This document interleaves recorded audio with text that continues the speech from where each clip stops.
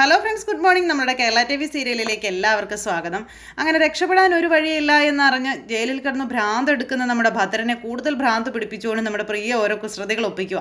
അങ്ങനെ അച്ഛനെ ഞങ്ങൾ എല്ലാ ആഴ്ചയും രാവിലെ ഉച്ചയ്ക്കും ഒക്കെ വന്ന് കണ്ടോളാം എന്നൊക്കെ പറഞ്ഞ് അങ്ങനെ. അപ്പോൾ ഇതൊക്കെ കേട്ട് നീ സന്തോഷിക്കുകയാണല്ലേ എന്നൊക്കെ ചോദിച്ചപ്പം, അയ്യോ അച്ഛനെന്താ അങ്ങനെ പറഞ്ഞത്? അതെ, ഇതൊക്കെ അറിഞ്ഞിട്ടും എന്നെ ഒന്ന് കാണാൻ പോലും വരാത്ത ആ രാധിക എന്ന് പറഞ്ഞ നിൻ്റെ അമ്മയോടൊന്ന് വരാൻ പറയണേ, എനിക്ക് എൻ്റെ അന്ത്യാഭിലാഷം പറയാനുണ്ടെന്ന് പറഞ്ഞു. അത് അന്ത്യാഭിലാഷം ഞാൻ നിറവേറ്റാ അച്ഛാ എന്നൊക്കെ പറഞ്ഞപ്പോൾ, അതെ എൻ്റെ ഭർത്താവിൻ്റെ അന്ത്യാഭിലാഷം ഞാൻ തന്നെ നിറവേറ്റും, നിൻ്റെ ഭർത്താവിൻ്റെ ലോക്കപ്പിൽ കിടക്കുമ്പോൾ നീ അങ്ങ് നിറവേറ്റിയാൽ മതി എന്നും പറഞ്ഞുകൊണ്ട് അച്ഛനും മോളും അമ്മയും കൂടെ വഴക്കുണ്ടാക്കുന്നു. അപ്പം ഞാനായിട്ട് ഇനി ഒന്നിലും ഇടപെടുന്നില്ലേ, ടേക്ക് കെയർ അച്ഛാ പോട്ടെ എന്നും പറഞ്ഞുകൊണ്ട് അവിടെ നിന്ന് ഇവർ പോണു. അങ്ങനെ ഇവർ പോകുന്നതിന് മുമ്പ് ഭർത്താവിനോട് ചില കാര്യങ്ങൾ പറയാനുണ്ടെന്നും പറഞ്ഞുകൊണ്ട് അമ്മ അവിടെ നിന്നു. ഈ സമയത്ത് നമ്മുടെ മരുമകൾ അങ്ങ് പോയി. അങ്ങനെ പ്രിയ അങ്ങ് മാറിപ്പോയി കഴിഞ്ഞപ്പോഴത്തേക്ക് ഇവർ രണ്ടുപേരും കൂടി രാധികയോട് പറയാനുള്ള കാര്യം പറയാം. ഞാനിവിടെ കിടക്കുന്നതിൻ്റെ പേരിൽ രാധികാമ്മയുടെ കയ്യിൽ നിന്ന് നല്ലൊരു തുക നഷ്ടപരിഹാരം വാങ്ങിച്ചോളണമെന്ന് പറഞ്ഞപ്പോൾ, കണ്ണീച്ചോരയില്ലാത്ത ആ ദുഷ്ടം നമുക്ക് തരുമോ എന്ന് വിലാസിന് ചോദിച്ചപ്പോൾ, തന്നില്ല, നീ എന്നോട് പറഞ്ഞാൽ മതി, ഞാൻ കുറ്റം അവരുടെ തലയിൽ കുട്ടിവെച്ച് മാപ്പസാക്ഷിയാകുമെന്നുള്ള കാര്യം പറയുകയാണ് നേരം. വരട്ടെ, ആദ്യം നമുക്ക് ക്യാഷ് കിട്ടുമെന്ന് നോക്കാം, എന്നിട്ട് നോക്കാമെന്ന് പറഞ്ഞു. കിട്ടുന്ന നഷ്ടപരിഹാരം ഒറ്റയടിക്ക് വിഴുങ്ങരുത് കേട്ടോ, തന്നെ തിന്നാൻ നോക്കരുത് കേട്ടോടി, ആയിരിക്കും കൂടെ കുറച്ച് വെച്ചേക്കണേന്ന് പറഞ്ഞപ്പോൾ, ഇതെന്താ ഭദ്രേട്ട ഇങ്ങനെ പറയുന്നത്, ഞാൻ എന്നാൽ പോട്ടെ, അടുത്ത വരവിന് കാണാം, ജീവിച്ചിരിപ്പുണ്ടേ കാണാമെന്ന് ഭദ്രൻ. അങ്ങനെ അങ്ങ് പോയി. കാശുണ്ടെങ്കിൽ രക്ഷപ്പെടാം, പൈസ ഉണ്ടെങ്കിൽ നല്ല കാര്യം, കിട്ടിയാൽ നല്ലത് എന്നൊക്കെ പറഞ്ഞുകൊണ്ട് ഇങ്ങനെ അവിടെ നമ്മുടെ ഭദ്രൻ നിൽക്കുന്നു. ഇത് കഴിഞ്ഞ് പിന്നെ അറയ്ക്കൽ തറവാടാണ് കാണിക്കുന്നത്. അവിടെ നമ്മുടെ അയ്യപ്പേട്ടൻ ഇങ്ങനെ അതിൽ നടന്നു വരുമ്പോഴേക്കും മുറ്റത്തേക്കൊരു വണ്ടി വരുന്നു. വണ്ടിയിൽ നിന്ന് വേറെ ആരും അല്ല, കിഷോർ ഇറങ്ങുന്നു. കിഷോറിനെ കണ്ടപ്പോഴത്തേക്കും അയ്യപ്പേട്ടന് ഭയങ്കര കലിപ്പ്. തൊട്ട് പുറകെ നമ്മുടെ അവർണികയും കൂടെ വരുന്നത് കണ്ടു. അവർണികയെ കണ്ടു കഴിഞ്ഞപ്പോഴത്തേക്കും മുഖത്തെ ആ ഒരു ദേഷ്യം അങ്ങ് മാഞ്ഞു. അയ്യപ്പേട്ടനെ കണ്ടു കഴിഞ്ഞപ്പോൾ കിഷോറിന് പേടിയായി കേട്ടോ. പക്ഷെ അവർണിക, അയ്യപ്പേട്ട ഇതെൻ്റെ ഹസ്ബൻഡ് കിഷോർ എന്ന് പറഞ്ഞ് പരിചയപ്പെടുത്തി. അപ്പം എനിക്കറിയാമെന്ന് പറഞ്ഞു അയ്യപ്പേട്ടൻ കിഷോറിന് ഇതിന് മുന്നേ കണ്ടിട്ടുണ്ടോ എന്ന് ചോദിച്ചപ്പോൾ, ഏജിയൻ കമ്പനിയിൽ ആര് വന്നാലും പോയാലും ഞാനത് അറിയും മോളെ എന്ന് പറഞ്ഞു. അങ്ങനെ ഇയാളെക്കുറിച്ച് വ്യക്തമായിട്ട് ഞാൻ അറിഞ്ഞതാണെന്ന് നമ്മുടെ അയ്യപ്പേട്ടൻ പറയാം. ചിരിച്ചുകൊണ്ട് നിൽക്കുക നേരവേ. അയ്യപ്പേട്ടൻ കിച്ചുവിനെ പറ്റി എന്താ അറിഞ്ഞതെന്ന് പറയാനൊക്കെ അവരുടെ പറഞ്ഞപ്പം, സ്വന്തം കമ്പനി പൂട്ടിച്ച് അമ്മായിയപ്പനെ പാപ്പരാക്കിയ മരുമകനെന്നായിരുന്നു ആദ്യ കേൾവി എന്ന് പറഞ്ഞപ്പോഴത്തേക്കും അവരുടെ ഞെട്ടി ചമ്മി. ഇപ്പോഴാണെങ്കിലോ എത്ര കൊണ്ടാലും പഠിക്കുകയല്ലാത്ത ആളെന്ന ഒരു വിശേഷണം കൂടി ഉണ്ടാക്കി വെച്ചിരിക്കുകയാണെന്നും അയ്യപ്പേട്ടൻ പറഞ്ഞു. അപ്പോഴത്തേക്കും അവിടുന്ന് രേഖയും ഗീതവും വന്നു. ഇവരെ കണ്ടു കഴിഞ്ഞപ്പോഴത്തേക്കും അവർക്ക് എത്തിയോ എന്നൊക്കെ ചോദിച്ചു. നിങ്ങളെന്താ സംസാരിക്കായിരുന്നു ചോദിച്ചപ്പോൾ, ഞങ്ങൾ ചെറിയ പരിചയം പുതുക്കായിരുന്നു എന്നൊക്കെ അയ്യപ്പേട്ടൻ എന്നിട്ട് അവിടെ നിന്ന് ഇങ്ങനെ പറയാം. അങ്ങനെ ഇവർ വർത്തമാനമൊക്കെ പറഞ്ഞു കഴിഞ്ഞ് നമ്മുടെ കിച്ചുവിൻ്റെ അടുത്തേക്ക് അയ്യപ്പേട്ടൻ ചെന്നിട്ട് പറഞ്ഞു, നീ നല്ലൊരു സ്ഥലത്ത് തന്നെയാടാ മോനെ എത്തിപ്പെട്ടിരിക്കുന്നത്, നീ രക്ഷപ്പെടൂടാ മോനെ എന്നൊക്കെ പറഞ്ഞ് ആക്കി സംസാരിക്കുന്നു. കിച്ചു കമാന്നൊരക്ഷരം മിണ്ടിയില്ല, കാരണം മിണ്ടാൻ പറ്റത്തില്ലല്ലോ. ഈ സമയത്ത് അവർ രണ്ടുപേരും കൂടെ കൊച്ചു വർത്താനൊക്കെ പറഞ്ഞ് കയറി വരുന്നു. അവർണികയും കൂട്ടിക്കൊണ്ട് നമ്മുടെ ഗീതവും രേഖയും കൂടി കയറി ഇങ്ങ് പോരുകയും ചെയ്തു. അപ്പോൾ അങ്ങനെ രണ്ടുപേരും വർത്തമാനമൊക്കെ പറഞ്ഞ് ഇങ്ങനെ വരുമ്പോൾ, ഗീതാഞ്ജലി എന്തെടുക്കാമായിരുന്നു എന്ന് ചോദിച്ചു. ഞാൻ രാവിലെ ചുമ്മാ ഒന്ന് അടുക്കളയിൽ കയറിയതാണെന്നുള്ള കാര്യമൊക്കെ പറയാം.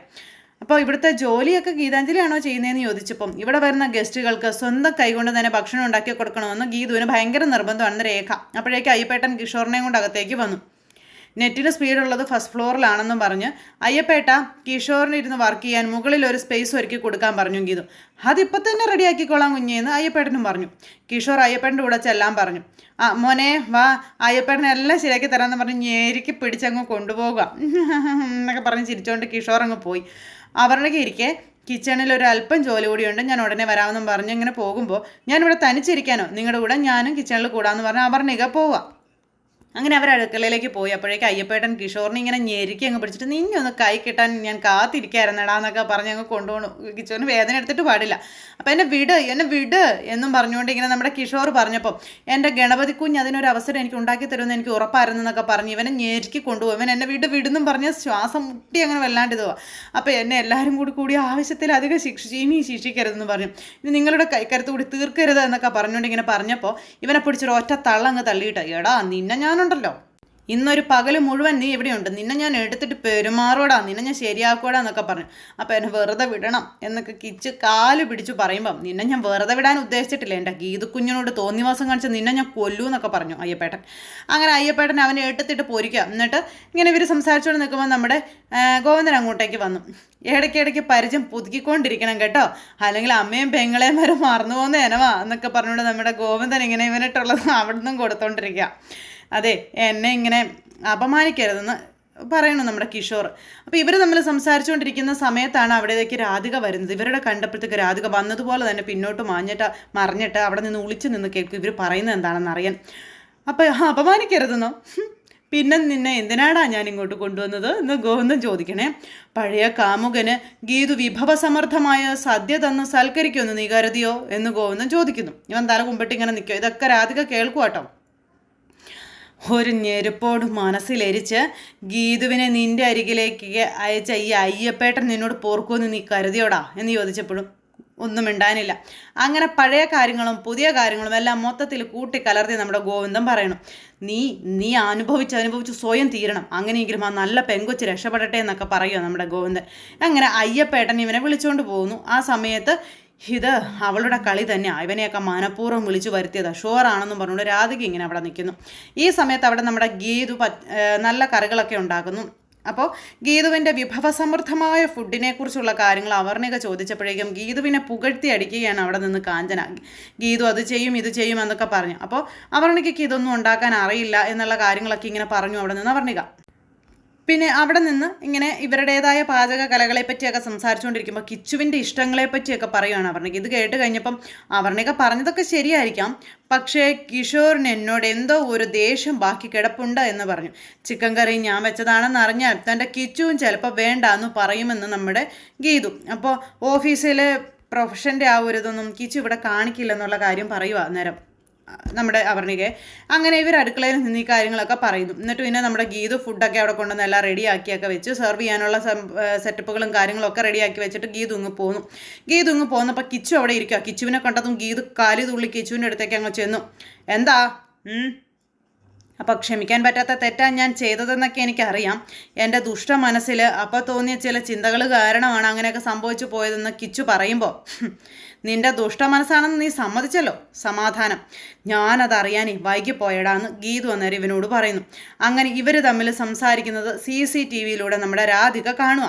രാധികയ്ക്ക് ഇതൊക്കെ കാണണം. അതിന് വേണ്ടിയിട്ട് എനിക്ക് പറ്റിപ്പോയ തെറ്റിന് ജീവിതകാലം മുഴുവൻ എന്നെ ശിക്ഷിക്കരുതെന്ന് ഗീതുവിനോട് ഇവൻ യാചിക്കുമ്പോൾ, നീ എത്ര കാല് പിടിച്ച് അപേക്ഷിച്ചാലും എൻ്റെ മനസ്സിൽ നിന്നോടുള്ള ശത്രുത അത് മാറില്ല എന്ന് ഗീതു തർപ്പിച്ചു പറയുന്നു. അപ്പോഴേക്ക് രാധിക ഇത് അവിടെ വെച്ചിട്ട് വലിയ ഇതായിട്ട് അങ്ങോട്ടേക്ക് ചെല്ലുവാണ്. അപ്പോൾ എന്നെ ശത്രുവായി കണ്ടോ, ശിക്ഷിക്കാവുന്നതിൻ്റെ മാക്സിമം ശിക്ഷിച്ചു, പക്ഷേ അവർണികയുടെ മുന്നിൽ വെച്ച് എന്നെ അപമാനിക്കരുതെന്ന് പറഞ്ഞു. ഇതൊക്കെ കേട്ട് ഗീതു പറഞ്ഞു എനിക്കൊന്ന് ആലോചിക്കണം. എന്നിട്ട് ഗീതു നല്ല മറുപടി തന്നെ ഇവന് കൊടുക്കുന്നുണ്ട്. ഗീതു അവനെ എടുത്തിട്ട് പെരുമാറിക്കൊണ്ട് തന്നെ ഇരിക്കുക. എന്നിട്ട് ഇവനൊരു ചാൻസ് ചോദിച്ചു. ഗീതു, എനിക്കിനി ഒരു ചാൻസ് കൂടി ഞാൻ ഒരു തെറ്റും ആവർത്തിക്കില്ല, അതിനുള്ളൊരു അവസരം എനിക്ക് തരാൻ പറഞ്ഞപ്പോൾ, പുതിയ അവസരങ്ങളെക്കുറിച്ചാണ് നീ ഇപ്പോഴും ചിന്തിക്കുന്നതല്ലേ എന്ന് ഗീതു ഇവനോട് ചോദിച്ചു. നിന്നെ വിശ്വസിച്ച് സ്നേഹിച്ച നിന്റെ ഭാര്യയായ അവർണികയുടെ ജീവിതം എങ്ങനെയായാലും നിനക്ക് കുഴപ്പമില്ല അല്ലടാ. 4-5 വർഷം നിന്നെ എൻ്റെ ഹൃദയത്തിൽ കൊണ്ടു നടന്നല്ലോ എന്ന് ഓർക്കുമ്പോൾ എനിക്ക് എന്നോട് തന്നെ വെറുപ്പ് തോന്നുകടാ എന്നൊക്കെ ഗീതു ഇവനോട് പറഞ്ഞു. നിനക്കിപ്പോൾ പുതിയ അവസരം വേണമല്ലേ, നിനക്ക് ഞാൻ അവസരം തരാടാ എന്നും പറഞ്ഞുകൊണ്ട് ഗീതു ഇങ്ങനെ പറഞ്ഞു നിൽക്കുമ്പം ഇവൻ ഇങ്ങനെ ഈ തൻ്റെ അവസരങ്ങൾക്ക് വേണ്ടി ഗീതുവിൻ്റെ കാല് പിടിച്ചുകൊണ്ടിരിക്കുന്നു. അതായത് വീണ്ടും ഗീതുവിനോട് അടുപ്പം കാണിക്കാൻ വേണ്ടിയിട്ടുള്ള പരിശ്രമമാണ് കിഷോർ നടത്തുന്നത്. നിന്നെ മനസ്സിൽ കൊണ്ട് നടന്നതിൽ അറയ്ക്കുന്നവളാണ് ഞാനിപ്പോൾ, എൻ്റെ മനസ്സിനോട് എനിക്ക് വെറുപ്പാണെന്നൊക്കെ പറഞ്ഞ് ഗീതു ഇങ്ങനെ നിന്ന് സംസാരിക്കുന്നു. ഞാൻ പറഞ്ഞ കാര്യങ്ങൾ നിനക്ക് മനസ്സിലായെങ്കിൽ നിൻ്റെ ഭാര്യയെ ഞാനിപ്പോൾ ഇങ്ങോട്ട് പറഞ്ഞു വിടാം എന്ന് പറയുന്നു. ഒരിക്കലും ചേരില്ലാത്ത 2 പേരെ ഈശ്വരൻ ചേർത്ത് വെച്ചു. ആ പെണ്ണിനോട് ചെയ്ത ക്രൂരത ഇപ്പം അദ്ദേഹത്തിൻ്റെ ഭാര്യയായതിൽ എനിക്കൊരു സങ്കടമില്ലടാ, അഭിമാനമേ ഉള്ളൂ. എന്നെ ജീവന് തുല്യം സ്നേഹിക്കുന്ന എൻ്റെ ഭർത്താവിനെ എനിക്ക് കിട്ടിയെന്നും നമ്മുടെ ഗീതു അവിടെ നിന്ന് കിഷോറിനോട് പറഞ്ഞതൊക്കെ ഗീതുവിൻ്റെ സംസാരങ്ങൾ കേട്ടോണ്ട് നിൽക്കുക രാധിക. ഞാൻ ഒരിക്കലും പ്രതീക്ഷിക്കാത്തൊരു ജീവിതവും അതിലേറെ സൗകര്യങ്ങളും എനിക്ക് കിട്ടിയെന്നൊക്കെ ഗീതു പറയുമ്പോൾ എന്നും പറഞ്ഞ് നിൽക്കുക രാധിക. AGM ഗ്രൂപ്പ് ഓഫ് കമ്പനിയുടെ വൈസ് പ്രസിഡൻറ്റ് എന്നുള്ള പദവി എനിക്ക് കിട്ടി. അങ്ങനെ സ്വപ്നം കാണാൻ പോലും കഴിയാത്ത ഉയരത്തിലാണ് ഞാനിപ്പോൾ നിൽക്കുന്നത് എന്ന് നമ്മുടെ ഗീതു പറയുന്നു. ഇതൊക്കെ കേട്ട് കിച്ചു മിണ്ടുന്നില്ല. നീ ഇപ്പം എവിടെയാടാ? എൻ്റെ കാൽ കീഴിൽ നിന്നെ ഞാൻ ചവിട്ടി അരയ്ക്കുമെന്നൊക്കെ പറഞ്ഞ് ഗീതു അവനെ ചവിട്ടി കൂട്ടുന്നു. നിനക്ക് ഞാനൊരു പ്രമോഷൻ തന്നെ തരും നിൻ്റെ നല്ല സ്വഭാവത്തിന് എന്നൊക്കെ പറഞ്ഞു. സ്റ്റാഫുകളിൽ ഏറ്റവും താഴത്തെ സ്ഥാനവും നിനക്ക് ഞാൻ തരാം എന്നൊക്കെ പറഞ്ഞു. ഇതൊക്കെ കേട്ട് ഇവനിങ്ങനെ അന്താളിച്ച് നിൽക്കുക കേട്ടോ. ഇതും പറഞ്ഞ് ഗീതു അവിടെ നിന്ന് അങ്ങ് പോയി. രാധിക അന്നേരം എന്തൊക്കെയോ ആലോചിച്ച് ഇങ്ങനെ നിൽക്കുന്നു. ഇത് കഴിഞ്ഞ് പിന്നെ കാണിക്കുന്ന നമ്മുടെ ഗോവിന്ദനെയാണ്. ഗോവിന്ദൻ ഇങ്ങനെ റൂമിൽ ഡ്രസ്സ് മാറിക്കൊണ്ടിരിക്കുന്ന സമയത്ത് ഗീതു അങ്ങോട്ടേക്ക് വന്നു. ഗോവിന്ദൻ എവിടെ പോകുമെന്ന് ചോദിച്ചു. അപ്പോൾ ഞാൻ ഇങ്ങനെ സെറ്റപ്പായിട്ട് തന്നെ ഇവരുടെയൊക്കെ മുന്നിൽ നടക്കണ്ടേ? അല്ലെങ്കിൽ പറച്ചിലിന് മാത്രം ഞാൻ കോടീശ്വരനായ ആളാണെന്നും തൊട്ടടുത്ത പോലീസ് സ്റ്റേഷനിൽ പോലും എനിക്ക് ഇതില്ലെന്ന് നീ പറയില്ലേ? അതുകൊണ്ട് ഞാൻ നിൻ്റെ അച്ഛനെ ഇറക്കാൻ പോവുക എന്നും പറഞ്ഞുകൊണ്ട് നമ്മുടെ ഗോവിന്ദൻ പോകാനായിട്ട് ഒരുങ്ങുന്നു. അപ്പോൾ ഗീതു പറഞ്ഞു അതിൻ്റെ ആവശ്യമില്ലെന്ന്. നിൻ്റെ അച്ഛനെ പോലീസ് സ്റ്റേഷനിൽ നിന്ന് ഇറക്കുന്നത് എന്ന് മാത്രമല്ല കേട്ടോ എൻ്റെ ഉദ്ദേശം. അധികം നേരം കിഷോർ പോലൊരു ചതിയൻ്റെ മുഖത്ത് നോക്കുന്നത് ഇഷ്ടമല്ലാത്തതുകൊണ്ട് അവനെ കാണുന്നത് പോലും എനിക്ക് ഇഷ്ടമല്ലെന്ന് പറഞ്ഞു. നമ്മുടെ കമ്പനി ആവശ്യത്തിന് ഞാൻ കിഷോറിനെ വിളിച്ചു വരുത്തിയതെന്നും പക്ഷേ അവൻ എങ്ങനെയും രക്ഷപ്പെടണമെന്നും അവർണികയും രഘുറാം അങ്കിളിനെയും പ്രതിസന്ധിയിലാക്കണം എന്നുള്ളത് തന്നെ അവൻ്റെ ഇപ്പോഴത്തെയും ചിന്ത എന്നുള്ള കാര്യം പറയുവാണ് ഗീതു.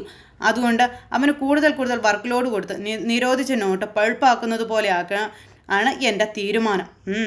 എങ്കിലേ അവൻ ജീവിക്കാൻ പഠിക്കൂ എന്ന് ഗീതു പറഞ്ഞപ്പം ഞാൻ വിചാരിച്ചു കിഷോറിനോട് നിനക്കുള്ള ദേഷ്യം ഇവിടെയുള്ളവരുടെ മുന്നിൽ കൂടി പ്രകടിപ്പിച്ച് അവനെ തളർത്താൻ വേണ്ടിയിട്ട് അവൻ ഇങ്ങോട്ടേക്ക് വിളിച്ചു വരുത്തിയത് എന്നുള്ളതാണ്. എനിക്ക് കിഷോറിനോടുള്ള ദേഷ്യം അങ്ങനെ ഒറ്റയടിക്ക് തീർക്കാനുള്ളതല്ല. അവനെ ഞാൻ തീർക്കും. ആവർണികയെ ഓർത്ത് മാത്രം ഞാനിപ്പോൾ സഹിക്കുന്നതെന്നൊക്കെ പറഞ്ഞ് ഇവരിങ്ങനെ ഈ കാര്യമൊക്കെ സംബന്ധിച്ചുകൊണ്ടിരിക്കുന്നു. അങ്ങനെ നമ്മുടെ ഗീതവും ഗോവിന്ദനും കൂടി ഇങ്ങനെ സംസാരിച്ചുകൊണ്ടിരിക്കുന്നു. ആ സമയത്ത് കണ്ണേട്ടനെ ഇപ്പോൾ പിടിച്ചു നിർത്തണമെന്നുണ്ടെങ്കിൽ കള്ളം പറഞ്ഞേ പറ്റൂ. അതുകൊണ്ട് കണ്ണേട്ടൻ ഞാൻ എന്തെങ്കിലും പറഞ്ഞു ഇവിടെ പിടിച്ചു നിർത്തണം എന്നും പറഞ്ഞുകൊണ്ട് ഇങ്ങനെ നമ്മുടെ ഗീതു ചിന്തിക്കുന്നു. പോകാൻ തുടങ്ങുന്ന ഗോവിന്ദനെ പിടിച്ചു നിർത്തി. ഞാൻ കണ്ണേട്ടനോട് പറയാത്തതായിട്ടൊരു കാര്യമുണ്ട്. ജഡ്ജമ്മയെ ഞാൻ വിളിച്ചായിരുന്നു എന്ന് പറഞ്ഞു. എന്നിട്ട് എന്താ പറഞ്ഞേ? എൻ്റെ പൊന്നോ, ഞാൻ ഈ കാര്യം പറഞ്ഞതും കണ്ണും ചെവിയും പൊട്ടുന്നത് പോലെ ഒരു ചീത്ത വിളിയായിരുന്നു. അപ്പോൾ ഇതിനൊരു തീരുമാനം അവർ പെട്ടെന്ന് ഉണ്ടാക്കില്ലെന്നാണ് പറഞ്ഞത്. അപ്പോൾ ഈ ഡിവോഴ്സിൻ്റെ കാര്യത്തിൽ ഒരു തീരുമാനമാക്കാതെ ഇതിനൊരു തീരുമാനമാകില്ലെന്ന് മേഡം പറഞ്ഞെന്ന് പറഞ്ഞു. അങ്ങനെയാണ് നമുക്ക് പെട്ടെന്ന് തീരുമാനമാക്കാമെന്ന് നമ്മുടെ ഗോവിന്ദൻ പറഞ്ഞു. ഇത് കേട്ടപ്പോൾ എന്നെ പെട്ടെന്ന് ഒഴിവാക്കാൻ ധൃതിയായോ എന്ന് ചോദിച്ചു. ഏതായാലും നിന്നെപ്പോലെ ഒരുത്തിയുടെ കൂടെ ജീവിക്കുന്ന കാര്യം എനിക്ക് ചിന്തിക്കാനേ വയ്യെന്ന് ഗോവിന്ദൻ. അപ്പോഴാണ് നേരത്തെ എന്നെ കല്യാണം കഴിക്കണമെന്ന് ആഗ്രഹിച്ച് ചുറ്റി നടന്ന ഒരു പഴയ മിസ്കീൻ വീണ്ടും എൻ്റെ അടുത്ത് കറങ്ങി എത്തിയിട്ടുണ്ടെന്നുള്ള കാര്യം ഗോവിന്ദൻ പറഞ്ഞു. ഇത് കേട്ട് ഗീതു ഞെട്ടി. പക്ഷെ നീ ഒഴിവായാലേ ആ സുന്ദരി എൻ്റെ ജീവിതത്തിലേക്ക് വരുമെന്ന് പറഞ്ഞു. ഓ പിന്നെ എന്നെപ്പോലൊരു സുന്ദരിയായ പെൺകുട്ടി നിങ്ങളുടെ ജീവിതത്തിലേക്ക് എങ്ങനെ വരാനാ? എന്നെ ഒരു അബദ്ധത്തിൽ കുടുക്കിയതല്ലേ എന്നൊക്കെ പറഞ്ഞ് അങ്ങനെ നമ്മുടെ ഗീതു ഇങ്ങനെ തട്ടിക്കയറുമ്പോൾ എന്താ എൻ്റെ കഴിവിൽ നിനക്ക് സംശയമുണ്ടോ എന്ന് ചോദിച്ചു. വരില്ല എന്ന് നല്ല ഉറപ്പ് എനിക്കുണ്ടെന്ന് പറഞ്ഞു ഗീതു. എന്ന് പന്തയം വയ്ക്കാം. ഒരു പന്തയത്തിൻ്റെ ആവശ്യമൊന്നുമില്ല.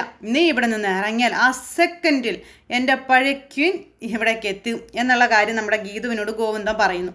അങ്ങനെ ഇവർ രണ്ടുപേരും കൂടി ഇങ്ങനെ നോക്കി നിൽക്കും അവിടെ. ആ സമയത്ത് വർത്താനവും പറഞ്ഞിട്ട് നമ്മുടെ ഗോവിന്ദൻ പുറത്തേക്ക് ഇറങ്ങുന്നു. ഈ സമയം ഗീതു ചെന്നിട്ട് എന്തെത്ത ധൃതി എന്ന് ചോദിച്ച് പിടിച്ചു നിർത്തുക. കാരണം തൊട്ടപ്പുറം ഒരു ഭിത്തിക്ക് അപ്പുറം ഇരുന്നിട്ട് ഭിത്തിയെന്നൊന്നും ഇല്ല, ഒരു ഇച്ചിരി അങ്ങ് മാറിയാണ് കിഷോർ ഇരുന്ന് വർക്ക് ചെയ്യുന്നത്.